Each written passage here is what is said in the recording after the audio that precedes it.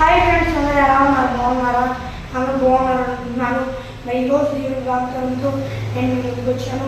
ఈరోజు దేవుని వాగ్దానము అపోస్తలుల కార్యములు 16వ అధ్యాయము 26వ వచనము.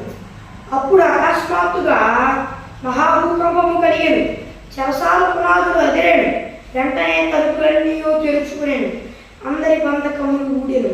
మరి ఫ్రెండ్స్, ఈరోజు దేవుని వాగ్దానం. మరి ఈ వాగ్దానాన్ని మరి మీరు ఎలాంటి పరిస్థితుల్లో ఉండి చూస్తున్నారు నాకైతే తెలియదు. కానీ మరి అప్పుడు అంటారా, మరి అకస్మాత్తుగా అంట మహాభూకంపం కలిగిందనమాట. చెరసాల పునాదులు అంట అదిరిని అంట, వెంటనే తలుపులన్నీ తెరుచుకొని అనమాట, అందరి బంధకాలు ఉంది అన్నమాట. మరి ఎప్పుడంటే ఒకసారి మరి పౌలు గారు అలాగే సీతా గారు మరి దేవుని పరిచర్య చేస్తున్నప్పుడు, మరి దేవుని దేవాలయానికి వెళ్తున్నప్పుడు ప్రతిరోజు ఒక దెయ్యం పట్టిన స్త్రీ మరి ఉండేదన్నమాట. ఆ దెయ్యం పట్టిన స్త్రీ ఎట్లా వీళ్ళు దేవుని సేవకులు అని చెప్తూ ఉండేది. అప్పుడు ఒక రోజున మరి పౌలు గారికి కోపం వచ్చి ఆ దెయ్యాన్ని గద్దించినప్పుడు ఆ దెయ్యం వెళ్ళిపోయిందనమాట.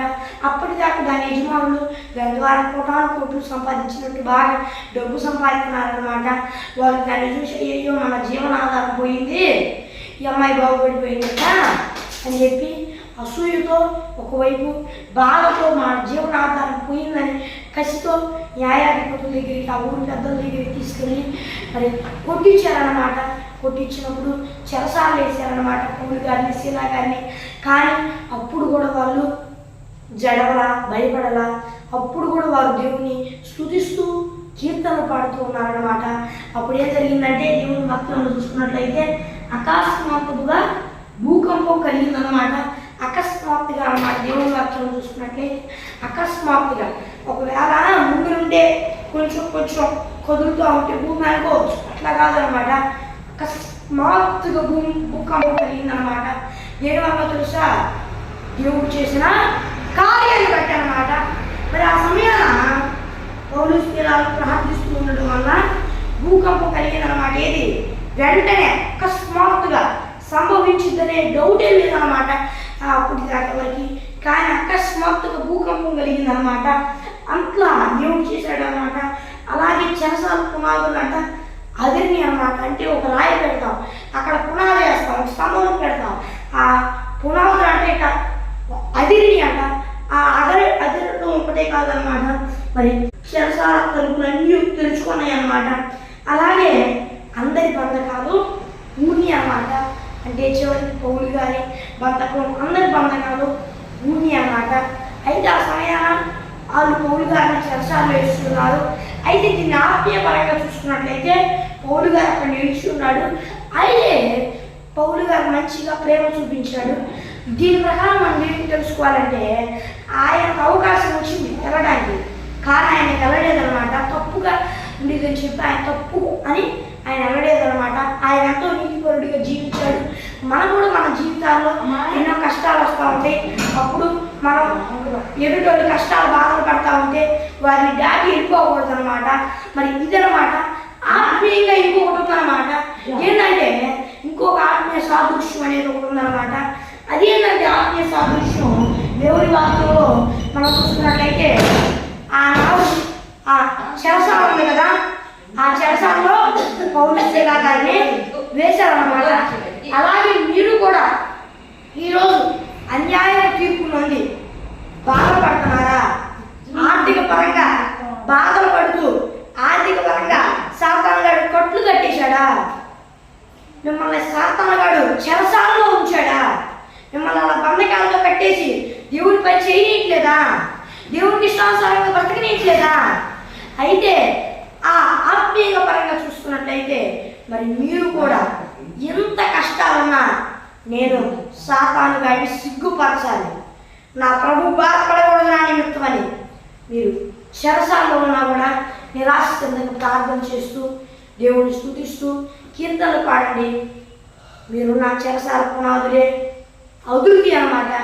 అయితే ఆ పునాదులు ఎప్పుడైతే అదిరి మీ బంధకాలు తెంచివేయబడతాయో వెంటనే వాటి నుండి బయటికి రండి. దేవుడు కృప చూపిస్తాడు. అది మీ జీవితాల్లో కూడా దేవుడు అట్లా కార్యం చేస్తాడు. ఆనాడు ఆ చెరసాల నుండి పౌలు శీలకి ఎంత గొప్ప కార్యం జరిగిందో చూశారు కదా. అలానే మీ జీవితంలో కూడా గొప్ప కార్యం జరిగి పౌలు శీల గారి జీవితాల్లో వాళ్ళ బంధకాలు ఎట్లా ఊడియో మీ బంధకాలు కూడా ఊడతాయి అన్నమాట. భయపడదామండి. అయితే అది ఆత్మీయపరం కాదు కాబట్టి, అది వారు అలా బంధింపబడ్డారు కాబట్టి తప్పని శక్తి వాళ్ళు వెళ్ళలేదన్నమాట. కానీ దేవుడు మీ జీవితంలో విడుదల కలుగు చేసింది. కానీ ఇది ఆత్మీయపరంగా దేవుడు సెలవిస్తున్న మాట ఏంటంటే, నువ్వు అక్కడి నుండి వెళ్ళిపో, ట్రై చేయబాగా, ఎట్ట బంధకాల్లో నుండి విడుదల పొందాలి అని ప్రార్థన చేయి. చాలు, బంధకాల్లో విడుదల పొందాలి అని నువ్వు ప్రయత్నిస్తూ ఉంటే నా కుమారుడు నా కుమార్తె ఇంకా బంధకాలు ఇరుక్కుపోతావు.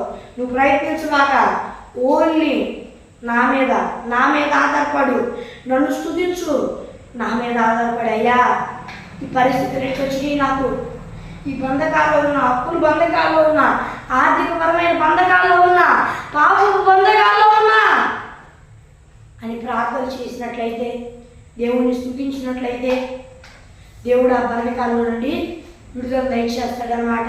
మరి అలాగే మీరు కూడా మీరు ఎట్లాంటి పరిస్థితుల్లో ఉన్నా, కష్టాల లాంటి ఊబిలో ఉన్నా, ఒక సముద్రంలో ఉన్నాను, నేను ఏం చేయాలో నాకు తెలియట్లేదు, అటెళ్తేనేమో ఇబ్బంది. అంటే కొంతమంది అంటూ ఉంటారు ఏంటంటే, ముందు ఒకటి వెనకమాల ఒకటి, ఎటు వెళ్ళినా ఇబ్బంది అని. నాకు అంత తెలియదు దాని విషయమై. మరి అట్లా ఉందా మీ పరిస్థితి, భయపడవాకండి. అట్లా సముద్రం లాంటి పరిస్థితిలో మీరుందా, భయపడవాకండి. దేవుడు ఉన్నాడు, నమ్మండి. నమ్ముటని వలన అయితే నమ్ము అని సమస్తం సాధ్యమే అని దేవుడు సెలవిస్తున్నాడు. ఫ్రెండ్స్, ఎలాంటి చెరసాల బంధకాలు లాంటి వాటిలో ఉన్న చెరసాల పునాదులు అభివృద్ధి అనమాట. సాతానుగాడే గజగజ వణుకుతాడు అనమాట. మీ కొరకు ఆయన గొప్ప కార్యాన్ని, గొప్ప ద్వారాన్ని తెరవబోతున్నాడు. చెరసాల బంధకాలనే తెంచబోతున్నాడు ఆయన. మీ కొరకు చెరసాల తలుపులనే తెంచబోతున్నాడు. మీరు రక్షణ పొందడమే కాదు, వేల మందిని అట్లా రక్షించేటట్టు చేయబోతున్నాడు. అంత గొప్ప కృప చూపిస్తాడు. అయితే మీరు నమ్మండి. ఆర్థిక ఊపిలో ఉన్నారా, నమ్ముతూ దేవుని స్తుతిస్తూ ఉండండి. మీ పక్కన వాళ్ళు అది వింటా ఉంటారేమో, వాళ్ళు వింటున్నారు నా మాటలు, దేవుడు కార్యం చేయకపోతే ఏంటి నా పరిస్థితి అని అనుకుంటున్నారేమో. కొంతమంది ఏమో పక్కన వాళ్ళు వింటారేమో, వాళ్ళు కూడా బాధతోనే ఉంటారు. వాళ్ళు ఏమనుకుంటారో అని చాలామంది బిడి పెడతా ఉంటారు. మరి భయపడవాకండి. ఆనాడు ఆ పక్కన ఖైదీలు ఉన్నారు కదా అని చెప్పి పౌలు శీలను భయపడలా దేవుని స్తుతించడానికి. వాళ్ళు ధైర్యంగా దేవుని స్తుతించారు. ఆ మాటలన్నీ ఆ చెరసాలలో ఉన్న ఖైదీలు కూడా విన్నారన్నమాట. ఆ మాటలకి వాళ్ళు విన్నారు. ఆ తరువాత ఆ కార్యం జరిగేటప్పటికి వారు కూడా నమ్మారు. దేవుని యందు వాళ్ళు కూడా రక్షణ నమ్మారన్నమాట. దేవుడు ఈయనంత గొప్ప కార్యం చేశాడు అని వాళ్ళు ఆశ్చర్యపడ్డారన్నమాట. వాళ్ళు ఆశ్చర్యపడ్డారే కానీ వాళ్ళు వెళ్ళలేదన్నమాట. ఎందుకంటే పౌలు గారు కూడా ఆపాడు అది వెళ్ళకూడదని. అట్లా నీతిగా ఉన్నారు. అయితే మీ ద్వారా ఇంకొంతమంది కూడా కష్టాలను విడిపింపబడతారన్నమాట. మీరు ఎప్పుడైతే స్తుతి కీర్తనలు పాడతారో ఆ చెరసాల బంధకాలే విడుదలవుతాయి. మీరు పాపపు బతుకులో ఉన్నారా, మీరు విడుదలైనాక ఇంకొంతమంది చూసి వాళ్ళు కూడా విడుదలవుతారు. దేవుని మీద డిపెండ్ అయ్యి. ఒకవేళ మీరు ఆర్థికపరమైన ఇబ్బందిలో అప్పుల బాధల్లో ఉన్నారా, దేవుని మీద డిపెండ్ అవ్వండి, విడుదలవుతారు. మీ పక్కన ఉన్న వాళ్ళు కూడా చూసి వాళ్ళు కూడా దేవుడిని ఆధారపడతారు. దేవుడు అలా మిమ్మల్ని ఆశీర్వదించడం కాదు, మీరే ఒక ఆశీర్వాదం అయ్యేటట్లు చేయబోతున్నాడు అనమాట. ఆమేన్. Praise the lord. మరి బైబిల్ కాదండి, దేవుని స్తుతించండి. చెరసాల పునాదులే అభివృద్ధి అనమాట, అభివృద్ధి అనమాట. అలా దేవుడు కృప చూపిస్తాడు. భయపడవాకండి, దేవుని యందు నమ్మకం ఉంచండి. దేవుడి మాటలు ఆశీర్వదించును గాక. మరి చిన్న ప్రార్థన చేసుకున్నాం. పరలోకమందున దేవా, ప్రతి ఒక్క దుష్టుడి శోధనను నేను లైఫ్ పరుస్తూ ఉన్నాను తండ్రి. యేసయ్యా, నీ వాగ్దానం ద్వారా సూటిగా బిడ్డలతో స్పష్టంగా మాట్లాడమని వేడుకుంటూ ఉన్నాను తండ్రి. యేసయ్యా, నీ మాటల ప్రకారం నీ బిడ్డలు జీవించుటకు సహాయం చేయమని వేడుకుంటూ ఉన్నాను. దేవా ఈ బిడ్డలందరూ, ఈ భూలోకంలో ఉన్న వారందరూ, ఈ వాగ్దానం చూస్తున్న ఈ బిడ్డలందరూ దేవా నేను నమ్ముకొని మారు మనసు పశ్చాత్తాపం పొందుకొని బాప్తీసం తీసుకుని రక్షణ పొందుకొని నీ ఆత్మను పొందుకొని నీ ఆత్మ అభిషేకం పొందుకోవడానికి సహాయం చేయ యేసయ్య నామం పేరట అడుగుతున్నాను. నా జీవనంలో మన అమృతాన్ని మరి ఫ్రెండ్స్ ఈరోజు దీనికి వాగ్దానం మరి మేము ప్రార్థన అవసరం కొరకు కనిపిస్తున్నాం.